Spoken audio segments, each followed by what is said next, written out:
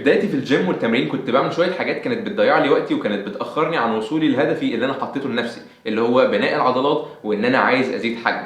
فالنهارده هكلمكم عن 7 غلطات انا عملتها في رحلتي لبناء العضلات لازم تتجنبوها لو انتوا عايزين تعملوا حاجه زي.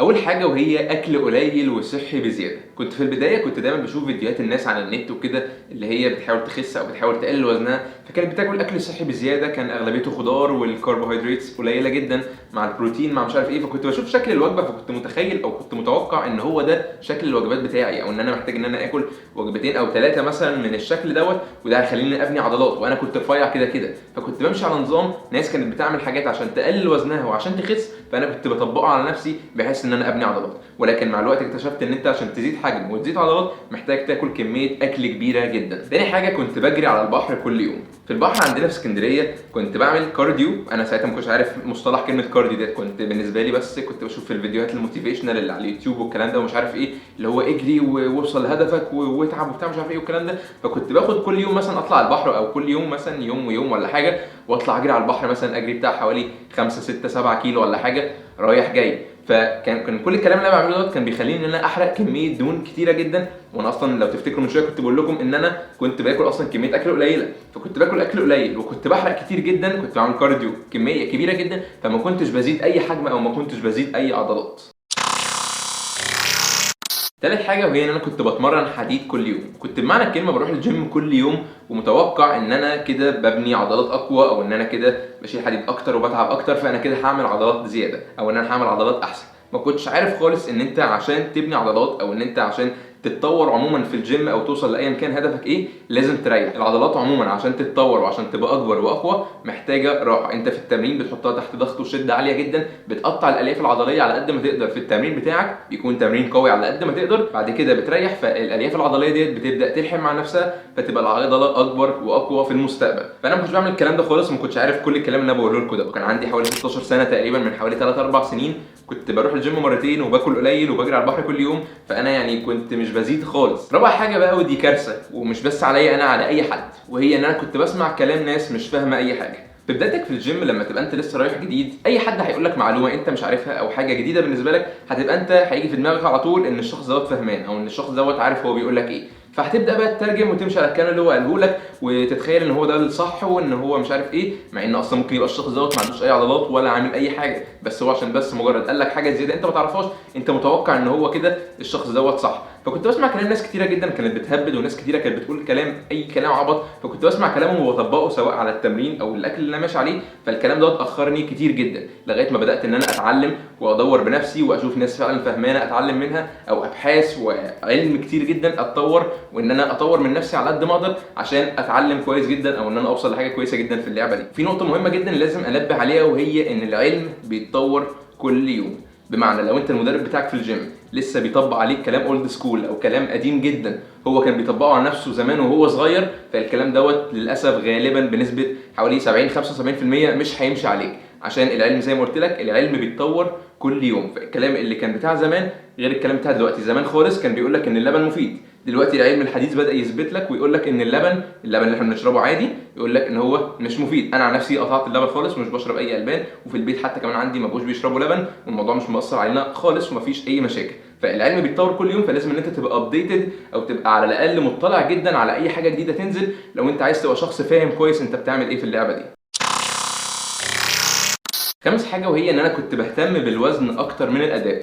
للاسف لغايه دلوقتي في شباب كتيره جدا، مش بس شباب مبتدئين وشباب كمان ناس بقالها فتره في الجيم بتلعب وهي بتهتم بالوزن اكتر من الاداء. انا في بدايتي كنت بحب جدا ان انا احاول اشيل اتقل وزن اقدر عليه ويبقى شكلي الولد الجامد في الجيم وبتاع مش عارف ايه، مع اني كنت ببقى شبه العصايه ورفيع جدا. فكنت بهتم جدا بالوزن ان انا بحاول ان انا اتقل وزن وما كنتش بركز على الاداء خالص. لكن لما بدات ان انا اتعلم زياده في اللعبه وبدات ان انا افهم عرفت ان الاداء هو دوت اللي بيخليك تعمل عضلات كويسه. الوزن هو فقط وسيله مع الاداء عشان تبدا ان انت تطور او ان انت توصل لشكل عضلات كويس. انت دلوقتي مثلا لما تكون بتلعب ب 5 كيلو وبدات ان انت تلعب بيها فتره، بقى الموضوع بقى بالنسبه لك سهل. لما تبدا ان انت تاخد ل 10 كيلو فانت كده تحط حمل زياده على العضلات، بس برضو لازم تهتم جدا بالاداء بتاعك، عشان انت الاداء بتاعك لو غلط او الاداء مش مظبوط هيبقى انت كانك بتضيع وقت على الفاضي ومش بتعمل اي حاجه. سادس حاجه، كنت بتمرن كل التمارين اللي اعرفها. انت متخيل يعني مثلا انا النهارده لو عندي بنش ولا حاجه وانا عارف في دماغي كل التمارين اللي انا عارفها، بقى لي فتره اللي قعدت دورت وقعدت على النت جبت يمين وشمال وبتاع مش عارف ايه، عرفت بتاع 9 مثلا ولا 12 13 تمرين.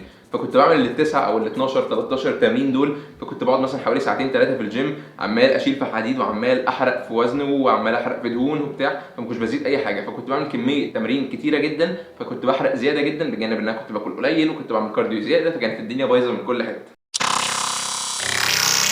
سابع حاجه، ما كنتش بتعلم في اللعبه ديت او كنت بتقبل النقد. في اول فتره ليا في الجيم، في حوالي مثلا بعد 6 شهور او بعد 7 شهور من التمرين والحركه وبتاع مش عارف ايه، بدات ان انا عرفت شويه معلومات وبتاع، وعرفت الدنيا شويه التمارين والاكل تعمل ايه وبتاع مش عارف ايه شويه. فبدات ان انا احط في دماغي ان انا كده تمام، انا خلاص بقيت عارف كل حاجه عن الجيم، انا كده فاهم كل حاجه وبتاع مش عارف ايه. فدوت اخرني كتير جدا عشان انا كنت معتمد على شويه معلومات بسيطه جدا، والمعلومات الكبيره الثانيه الاساسيه المهمه اللي تخليك فعلا توصل لهدفك ما كنتش حابب ان انا اتعلمها، او كنت مقتنع بان انا فاهم كل حاجه. انا لغايه دلوقتي بتعلم، مش هقول لك ان انا خلاص لغايه دلوقتي مثلا بقيت فاهم كل حاجه، لا انا لغايه دلوقتي بتعلم، والعلم بيتطور كل يوم، وكل يوم بعرف حاجات جديده عن الحاجات اللي انا كنت اعرفها قبل كده. فهو ده الشخص الناجح، او الشخص اللي هو فعلا عايز يبقى ناجح في اللعبه ديت، لازم يكون بيتعلم وبيدور يمين وشمال وبيحاول على قد ما يقدر ان هو كل معلومه جديده تنزل هو يعرفها ويحفظها في دماغه. لكن طول ما انت هتقول ان انا خلاص بقيت عارف كل حاجه وانا خلاص بقيت 100% ومش محتاج اي معلومه تاني، اعرف ان انت مش فاهم اي حاجه. ما ده حاجة عجيبة، يعني لازم تجيبوا الكلام لنفسيكوا يعني.